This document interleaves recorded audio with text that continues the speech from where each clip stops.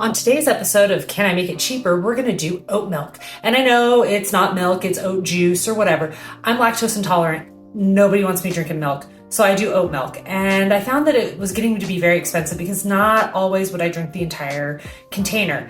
When I looked up the prices this morning, it's either $3.97 for a 48-ounce container of the Khalifa brand locally, or $4.99 for a 64-ounce container, which works out to about $2.49 to $2.64 a quart, depending on brand.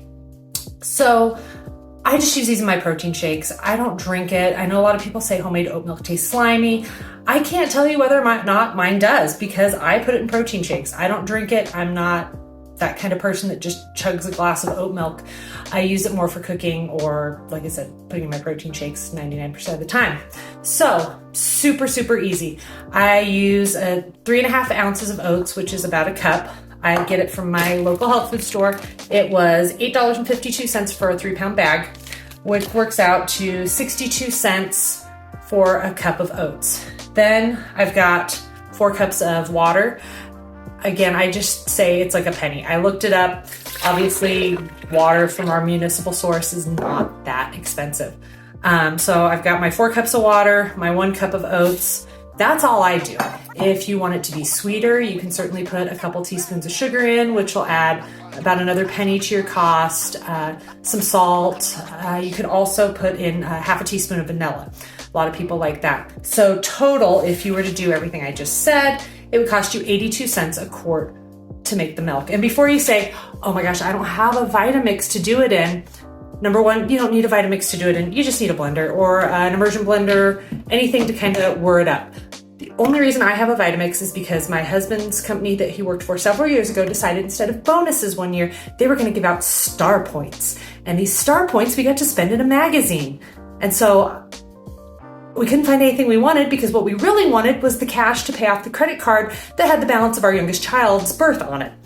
But instead of that, I got a Vitamix, a 6-quart Le Creuset set, standing ice chest, and a fishing pole. Random, right? Then we got a thing in the mail in January saying, hey, we're going to tax you on the value of all these things that you got instead of a bonus. And since we didn't take out the cash because we didn't give it to you in cash, now you owe all this money for this stuff. So I digress. That's the only reason I have a Vitamix. I would not have one if my husband the company had decided to pay him cash instead of star points for a bonus.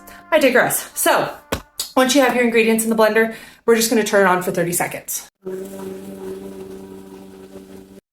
Okay, once it's all blended up, I'm going to take the same glass jar that I used to measure out my water. I have this fancy little nut bag thing that people use to make nut milks, only because I went through a phase where I was doing that sort of thing. But you can buy cheesecloth at Walmart. It is $2.95. And by the time you've made 2 batches of oat milk, you have already saved enough money to pay for your cheesecloth plus 40 cents. So like I said, it literally pays for itself in 2 recipes. So we're just going to take our blended up oats and water here, and I'm going to pour it into this jar.